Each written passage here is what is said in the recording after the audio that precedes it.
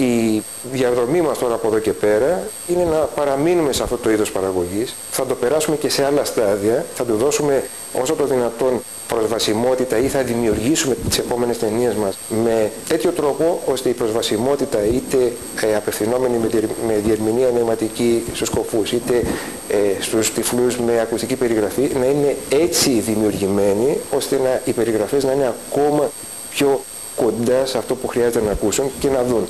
Όλα αυτά γίνονται από μια μικρή χώρα, από μια παραγωγή τηλεοπτική συγκρινόμενη με άλλες χώρες απειροελάχιστη. Μπορεί να βρει διαδρομή σε όλο τον κόσμο. Ένας από τους στόχους μας στην παραγωγή παιδικού προγράμματος είναι να βρούμε και δρόμους που να είναι εφικτό. Πολλές από αυτές τις εκπομπές που υπάρχουν στην ελληνική τηλεόραση γίνονται με πολύ κόπο. Δεν μπορούμε να πιέσουμε τους τηλεοπτικούς σταθμούς, είτε είναι κρατικοί είτε δημόσιοι, να δώσουν περισσότερα χρήματα, γιατί πάντα μας αντιπαραβάλλουν το δεδομένο ότι θα παίξω ξένο πρόγραμμα, το νοικιάζω πολύ φθηνά, γιατί να πληρώσω ελληνικό πρόγραμμα πανάκριβα. Δεν είναι βέβαια αλήθεια το πανάκριβο, γιατί ακόμα και αυτά που κατασκευάζουμε τώρα, συγκρινόμενα με αυτά που έρχονται από το εξωτερικό, περίπου πλησιάζουμε το κόστος της ενοικίασης των ξένων. Δηλαδή πλέον έχουμε φτάσει και έχουμε μειώσει τόσο πολύ τις τιμές μας και έχουμε ανακαλύψει μεθόδους παραγωγής. Δεν είναι ότι δεν πληρωνόμαστε ή δεν έχουμε κέρδος. Απλώς δουλεύουμε πλέον με μοντέρνους τρόπους παραγωγής έτσι ώστε να ρίξουμε πολύ χαμηλά το κόστος και να πλησιάζουμε λίγο πολύ την ενοικίαση των ξένων. Που βέβαια εμείς έχουμε και κάτι περισσότερο από τους ξένους, ότι είναι ελληνικό πρόγραμμα και υπάρχει και ελληνική έκφραση. Αυτό είναι το πρώτο στάδιο. Το δεύτερο στάδιο είναι αν καταρθώσουμε εμείς η παραγωγή να τον νοικιάζουμε στο εξωτερικό αυτό το πρόγραμμα, θα μπορέσει η παραγωγή να αποκτήσει έσοδα και να γίνει ακόμα καλύτερη. Κατορθώνοντας να λειτουργήσουμε και εμείς εξαγωγικά, να έχουμε μια εξωστρέφεια στις δουλειές μας, φτάνουμε σε ένα σημείο να παράγουμε ελληνικό πρόγραμμα, εύκολα θα μπορέσουμε και σε αυτά τα είδη παραγωγής να τα μεταγλωτήσουμε και να τα υποτιτλίσουμε σε ξένες γλώσσες. Μπορούμε να προσεγγίσουμε αγορές κοντινές μας, βαλκανικές και μη. Δεν χρειάζεται να έχουμε πάντα το πρότυπο στο μυαλό μας ότι θα πρέπει να παίξει στη Γερμανία ή στην Αγγλία ή στη Γαλλία, αλλά σε πολλές άλλες χώρες, περίπου στο δικό μας επίπεδο παραγωγής και κόστους. Το αποτέλεσμα είναι πολύ πάνω από το καλό και όταν υπάρχει και εξειδικευμένη κατεύθυνση, το κάνει και μοναδικό. Και αν ψάξουμε να βρούμε και ιαπωνέζικο και άλλων χωρών τέτοιου είδους πρόγραμμα, προφανώς δεν θα βρούμε.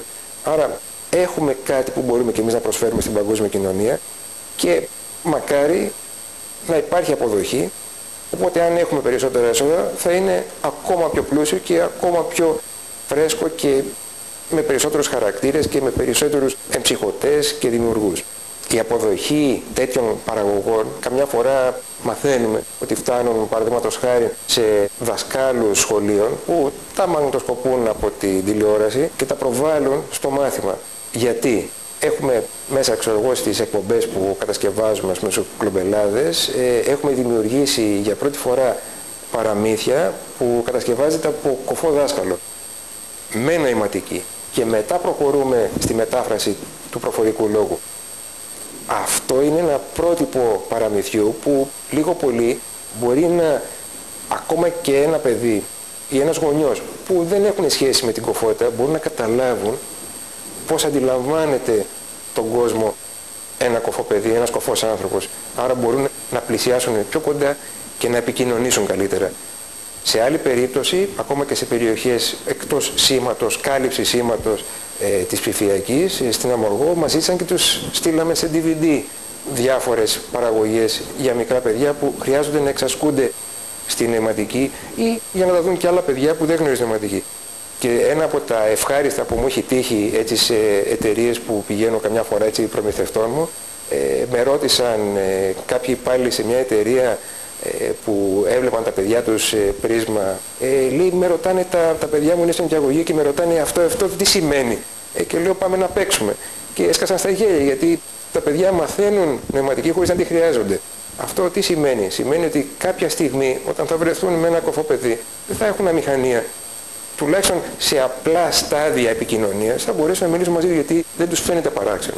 Αυτός είναι ο στόχος και το αποτέλεσμα αυτών των παραγωγών και καλώ όλους τους παραγωγούς να μην απορρίπτουν αυτά τα είδη, να τα έχουν μέσα στον προγραμματισμό και όταν υπάρχει ευκαιρία και βρίσκουν κεφάλαιο να τα πραγματοποιούν.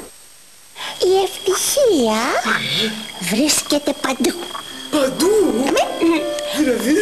Αρκεί να έχουμε τα μάτια της ψυχής μας ανοιχτά για να μπορέσουμε να τη δούμε. Αυτό είπα λίγο. Μετά, εγώ έπεσα σε μια τρύπα.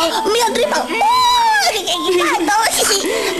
Και βρέθηκα στο σπίτι του Τυφλοπόντικα. Ο Τυφλοπόντικας ήταν τυφλός. Τυφλός. Όμως ήταν μουσικός. Ναι. Έπαιζε πιάνο. Έπαιζε πιάνο και ταξίδευε.